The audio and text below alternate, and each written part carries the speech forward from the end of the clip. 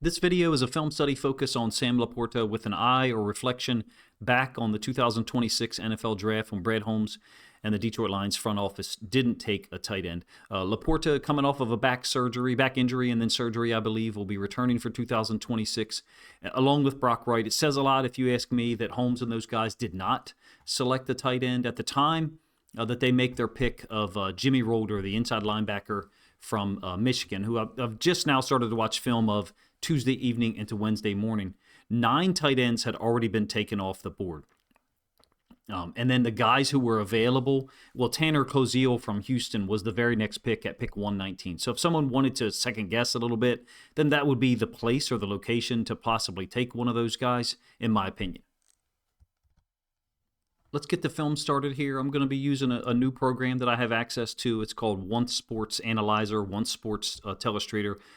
European-based program, amazing graphics on screen, at least for me. I feel like it's a huge upgrade over the stuff that I had been using previously. So Laporta will either be spot shadowed or have his name illustrated like you see here. This is a 4th and 4, week 9. In the first loss to the Vikings at home, and they're going to run what I would consider to be an irregular Tampa 2. And Laporta is just going to beat the safety slash linebacker hybrid, whatever you want to call him, that Brian Flores and Minnesota depend on. So Tampa 2, a flat defender, and then 2 deep. We're talking about this safety moving deep, and then this safety illustrating the other one half of the field. That's the way it's going to work out post-snap.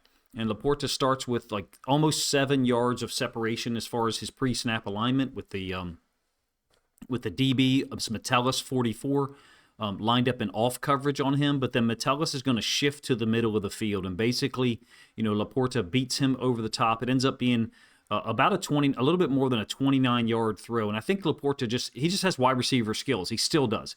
Before the injury in 2025, 40 catches on I think 47 targets. I'm obviously trying to show off the program a little bit here. You get distance tracking, which is amazing with One Sports. And additional to that, you get a time frame where you can probably predict speed, and I haven't really tried to evaluate or calculate that yet. But in any case, it's a 4th and 4 that was completed over the top of a Tampa 2. And when Laporta was there, available, along with Jamison Williams, Amon-Ra St. Brown, and then Isaac Tesla, who had 8 touchdowns as a rookie, you just had so many options in the pass game, in particular on 3rd downs or 4th, like this one here. I'm going to move around some in terms of the 2025 season. Of course, Laporta didn't play the whole season. Basically, what I'm saying is I'm not going in chronological order. This is week 5 when I thought, John Morton, who's since been fired, did a nice job manipulating the Bengals defense, using 12 personnel to get the matchups he wanted. Essentially, what you have here is a safety and inside linebacker, Logan Wilson and Geno Stone, walk down over the 2 tight ends, which is Brock Wright and Sam Laporta. The same 2 tight ends, or the same, number 1 and number 2 ranked tight ends on the roster, at least right now. And so pretty good idea pre-snap that it's man-free, cover 1. Indication for Jared Goff. And I feel like Jared Goff is as good as it gets in the NFL at identifying stuff. So the concept that you get here, that's Jamison Williams going in motion. His route is illustrated by the blue line. It's a vertical, basically a clear out.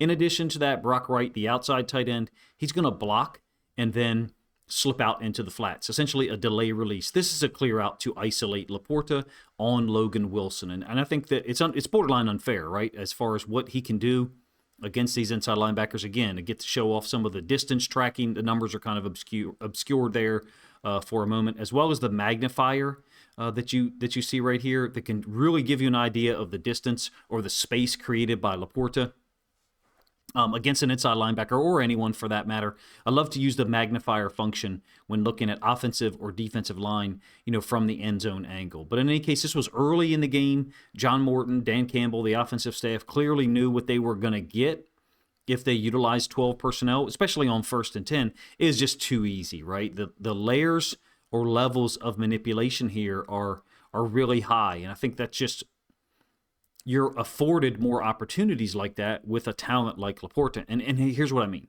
So generally in that game, especially early, you had 2 tight ends to the left when it was a pass play. I talked about this when I did a film study of Giovanni Manu. who, if you recall, had to play left tackle that week. Why is that the case? Because what it did was it forced Cincinnati to set up Trey Hendrickson away from the tight end. I say forced, it's the structure of their defense. Basically, he's the will linebacker, the jack, the rush, whatever you want to call it, who lines up away from tight ends by definition. Detroit knew that, obviously, from scouting, so they could keep Trey Hendrickson away from Giovanni Manu, number one. Number two, they could get him matched up with an inside linebacker and or a safety. When I say the layers or levels of manipulation, that's kind of what I'm describing. It's really similar to stuff that you used to see out of Ben Johnson. Moving forward 1 week as far as the progression of the 2025 season, and we got a drastically different concept or idea for me to try to present to you about Laporta. This is a great throw from Jared Goff, to be honest with you, but he's lined up at receiver. It's a 12 personnel group once again, but he basically has wide receiver skills on some of these routes. Do I think that Laporta could play wide receiver full-time? Maybe not. Maybe the route tree and things would look too narrow, too thin, and defenses will be able to take certain things away. We haven't seen that. I guess what I'm saying is in limited situations, 8, 10, 12 times a game, you can put Laporta out there receiver like you get here. Now, Goff is going to look to the bottom side. Makes sense, right? That's where Jameson Williams and Amon-Ra St. Brown are located. He's going to come back to Laporta on this, kind of really a deeper dig route, in my opinion. I love the One Sports Telestrator / Analyzer, the ability to draw on the screen, kind of make things show up or pop for your eyes. One of my favorite things to do with it is to talk about where the quarterback or where any player is looking, and you get to use this really cool vision field, if you ask me, that gives you, the viewer, hopefully an idea of where that player is looking. But in any case, it shouldn't be surprising. He's looking where St. Brown is, right? That's the first part of most reads for Jared Goff. It makes sense, right? St. Brown is so efficient. And there were some complaints about that, a little bit last year, including, some by myself. But in any case, he doesn't go there because you've got the inside linebacker, Drew Tranquil, dropping out, to the inside leverage of St. Brown. And then the bottom side corner, even though he's getting depth, that's McDuffie. You can see that Goff has come back to Laporta, and you'll get the end zone angle of this in a moment. This is a better throw than it may look from the all-22 or the sideline angle right here. Basically, Goff has got to throw it around this defender here to Laporta, who's running, left to right from a Goff perspective, but top to bottom on our screen right now.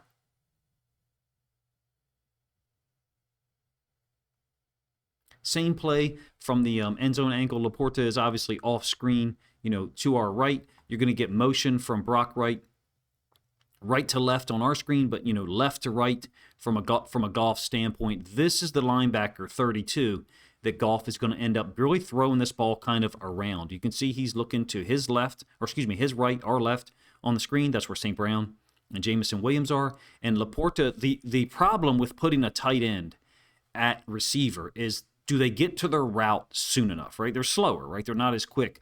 And that would be the issue with playing Laporta at wide receiver full-time. They're not going to do that. They don't need to from a talent perspective. But I'm trying to get to that point, or at least touch on it a little bit, to give you an idea of how rare and unique I think Sam Laporta actually is. So there's the linebacker. He's going to move this way a little bit, and then Goff's going to throw it around him. The last part of the read, it's one of the best throws that I saw last year for a lot of reasons. Not just because Goff is throwing it, around this defender here, but also because the nature of the pocket. Yes, he had time, he being Goff, but he's got to throw this around this defensive tackle, and then on the other side of this inside linebacker. I think the degree, for regular people like us, the degree of difficulty it's impossible, right? For regular people like all of us.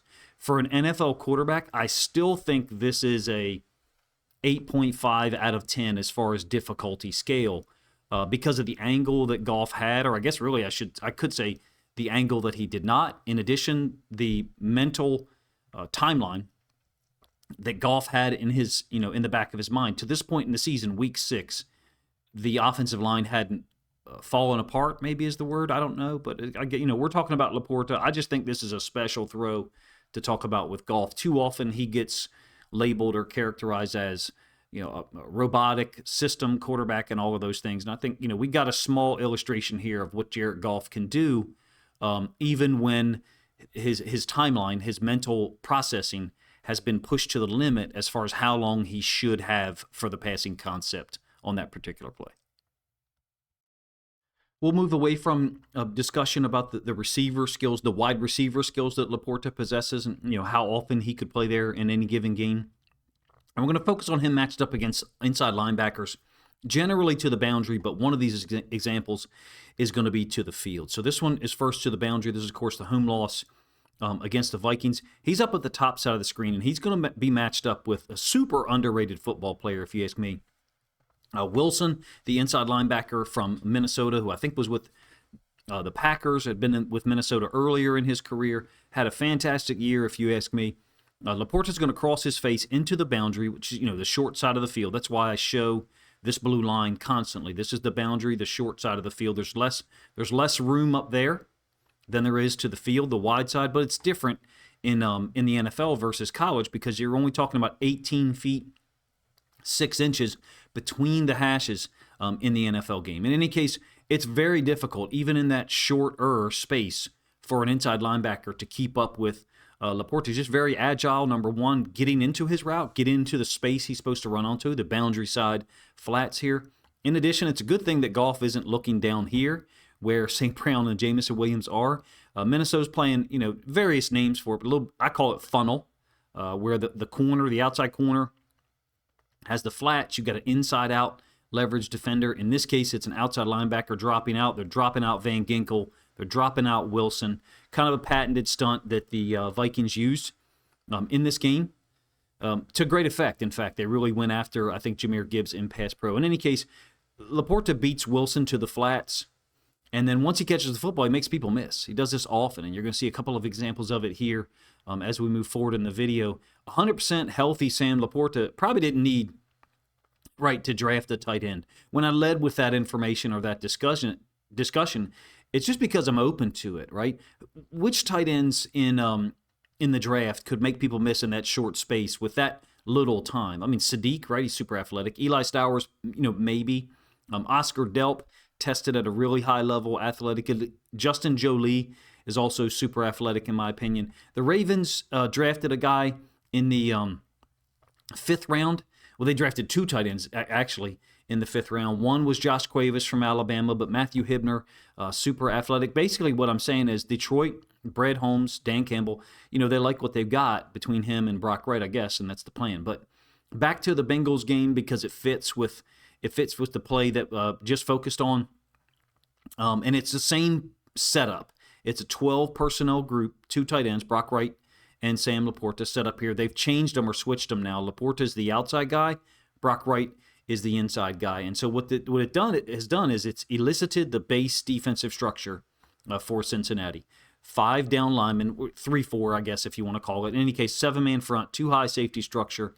And St. Brown is going to run out into the flats at the bottom side of the screen after the same exact motion that Jameson Williams used earlier, talking about this blue route here by St. Brown, but we're into the red zone, so he's not going to clear out as much. He's still going to maintain his route depth such that he can be available for Goff to throw it. It's off play action, and you can see what happens. They've caught Cincinnati in a red zone coverage where the DN/outside linebacker is actually trying to run and keep up with Sam Laporta. Even bigger mismatch, obviously, than an inside linebacker. Laporta breaks the tackle, dives into the end zone. Forgive me for using the magnification there. I like to use it and try to test my ability to rely on the program and some of the applications that it offers. Again, it's One Sports Telestrator, One Sports Analyzer, mostly a soccer-based program in Europe, but they're breaking into the American football market. I expect to see, by the end of the 2026 NFL season, a whole lot more people using it for the affordability, for the professional graphics that are on screen, in my opinion. But in any case, same play from the end zone angle. That's the D-end outside linebacker, if you will, that's going to end up covering Sam Laporta. You can see it's Joseph Asai. He jams Laporta, but Brock Wright gets his hands on Asai as well and takes him over in pass pro. Of course, Jared Goff is looking over there. Recall, that's exactly where St. Brown is, down at the bottom side of the screen. That's where Goff looks initially, and then Laporta is built in as the next part of the read along with St. Brown. But Goff comes back to the middle where you can see the X receiver trying to break open over the middle. It's not available, and so Goff returns back to that side. Laporta wide open, but again, breaks the tackle. In this case, it's not into the boundary. It's to the wide side of the field. There's more space, basically, for Laporta to run to the sideline and then leap over the defensive back and get into the end zone. That's actually Dax Hill, the former Michigan Wolverine. The last example here of Laporta taking advantage of or just beating outside linebackers, defensive ends, in the case of Joseph Asai, they're a very simple concept, right? You're going to get him isolated. It's Frankie Lavu who's walked up as an edge defender here. He's versatile. He's very physical. Obviously, the Lions fans are really familiar from the playoff game loss at home and then this regular season win in Washington. So the concept here is he's basically going to chip release on Lavu, he being Laporta, and then Raymond going to insert and run, you guessed it, a clear-out concept that is designed to pull or occupy the boundary side corner and really just create the space, or the one-on-one, I should say, for Laporta against Frankie Lavu. You can see the corner, who's actually, I think, Mikey St. Riestel, stepping up. And then once Raymond inserts and goes, this corner right here and the safety are pulled out of the equation. Goff does take a shot. I think Sewell and the running back are kind of put into some conflict. Sewell has two guys to deal with. Just to be honest with you, it's a little obscured by Laporta's nameplate there, but there's a defensive end / defensive tackle here, defensive tackle there, and Sewell steps down to take the inside guy, and that's the same guy that the running back goes to, and as a result, the defensive end, whatever, however you want to refer to him, is able to push Goff down, but it's too late. The concept is safe. It gets Laporta out in space. In this case, once again, it's to the right-hand side of the offense, and the ball this time is set in the middle of the field. So, I can't really say it's into the boundary, but it's to the right-hand side. Ball was slightly canted just off the midline. I've tried to talk about his ability to beat linebackers, inside linebackers, OLBs, edge defenders, if you will. And then in addition, the maneuverability or versatility, I should say, to line up at corner. And then here are the last two pass plays that I'll show before one run blocking example is him on third downs. Unfortunately for me, both of them are against the Baltimore Ravens. This is a really good matchup here. It's Laporta versus Malachi Starks. He's a big asset, he being Laporta on third downs. And when he went down, I don't know that the third down conversion percentage dipped. I'm not going to make information up, but my suspicion is it became harder to convert. The tight end was less of a threat.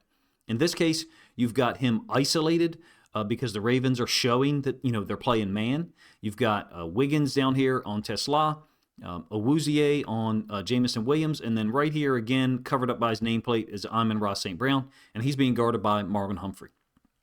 So too quick, too agile, too smart for inside linebackers and edge defenders, obviously, to match up with him. And in this case, too strong for, a rookie safety in Malachi Starks. Really good player, don't get me wrong, but Laporta is basically able to box him out, essentially just body him out of the way. And you can see that's exactly where Jared Goff is looking as the play develops. He's a third down weapon and someone that if teams want to lock up and play man, press man, in fact, and just show it, right, then Laporta presumably has an advantage. Unless you've got, Nick Manwari, Kyle Hamilton, those types of guys, you would think from a size, athleticism, and speed standpoint that they would be able to keep up with his foot speed, number one, and not get bodied or boxed out there like Starks just did on the 3rd and 7.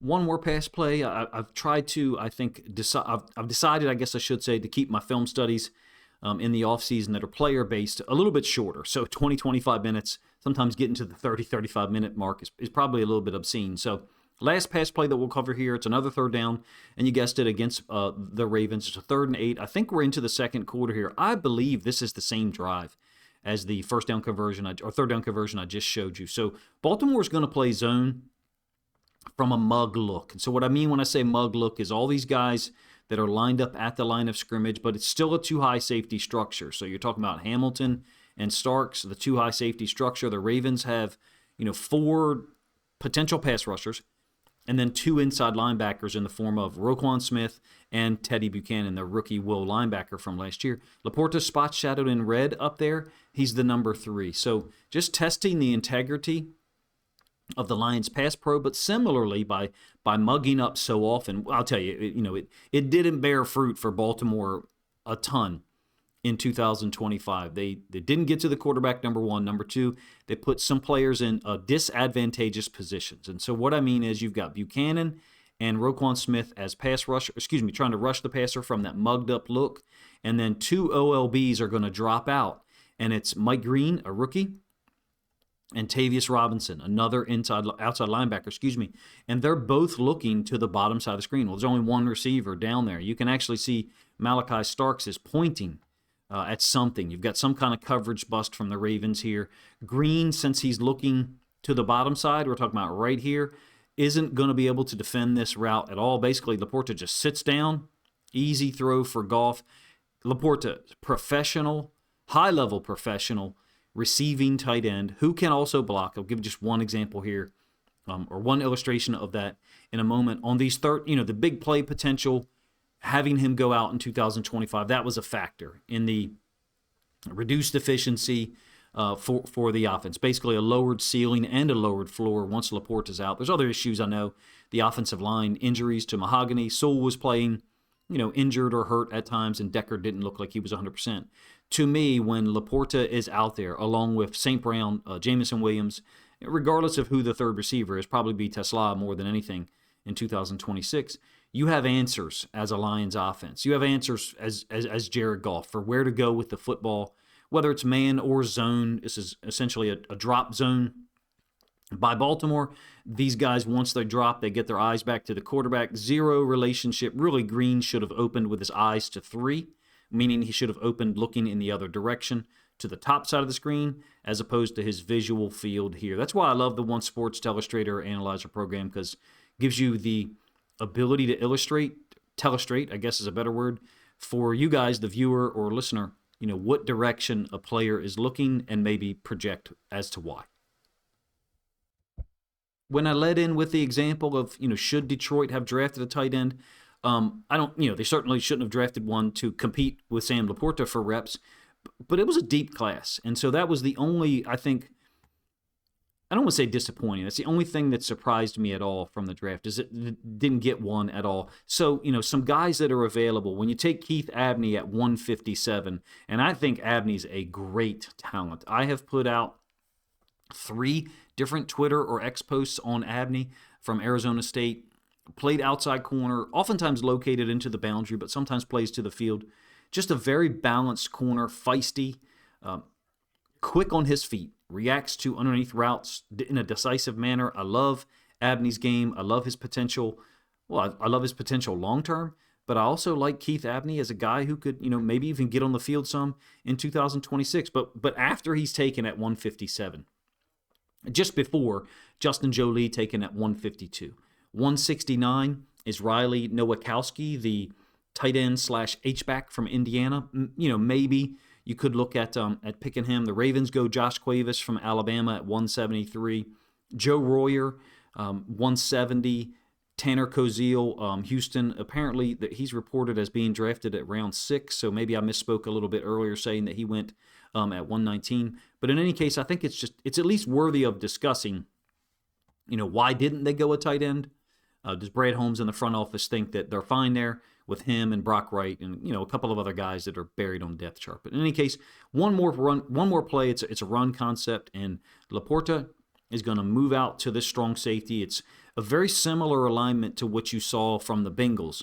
I'm talking about when Laporta, earlier in this video, when Laporta beat Logan Wilson out to the wide side of the field. The ball was spotted on like the plus 40, maybe the plus 45. It ended up being like a 25, 26-yard gain. Very similar here, except he's set up into the boundary. He's a really good blocker. I think he's underrated. Heading into the draft, when Laporta was taken 2023, one of the Ravens content creators, a friend of mine, personal friend of mine at this point, someone I do a lot of content with. He helped us with the website draftsignal.pro. He did a film study breakdown of Sam Laporta on his channel. I'm talking about before the draft. And he was one of the first guys to say, like, man, I don't know where he gets picked because he's that good on film, because he's got great receiving skills, number one. And number two, he's a really good blocker. It reminds me, this play reminds me of some stuff that you saw from his rookie year. I was shocked, man. His first game of 2023. Remember, they go to Kansas City and they beat the Chiefs.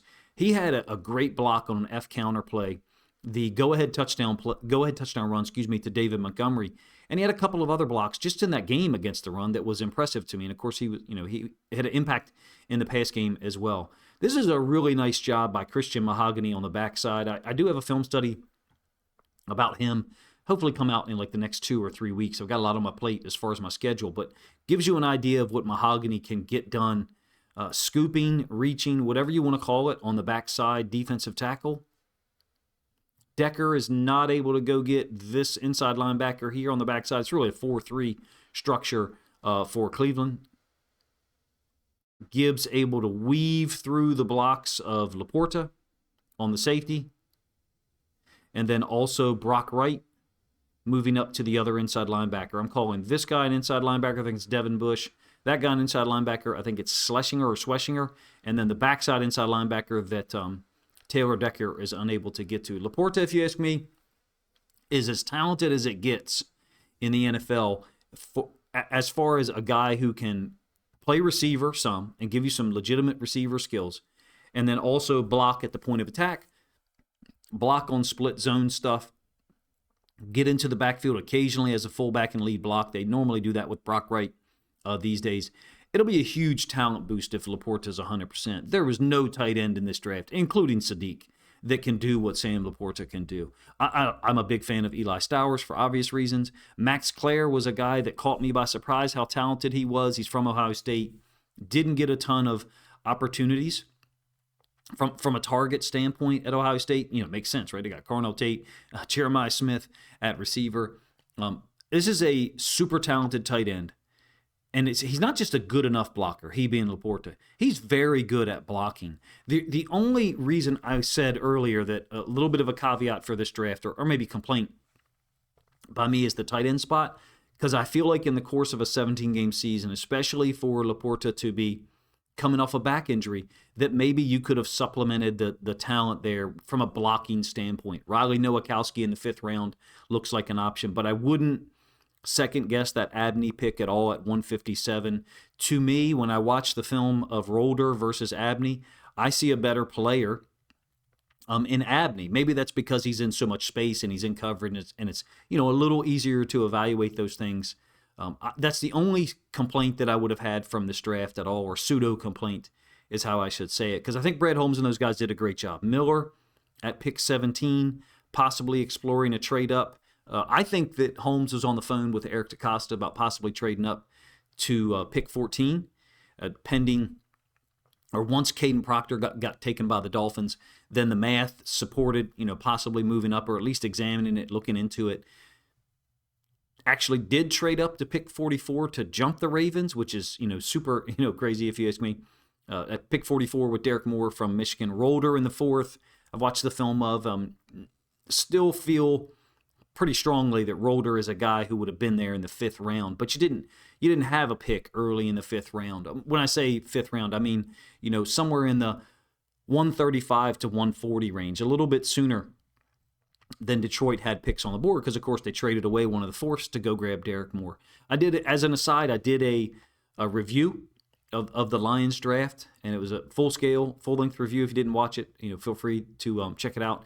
It's on my YouTube channel, number one. Number two, I'll post it up as a link here during the description. My idea here with the Laporta video was just to bring up the discussion, or initiate discussion about whether or not they should have touched tight end somewhere in the draft. From round 5 to 7, there was 11 tight ends taken.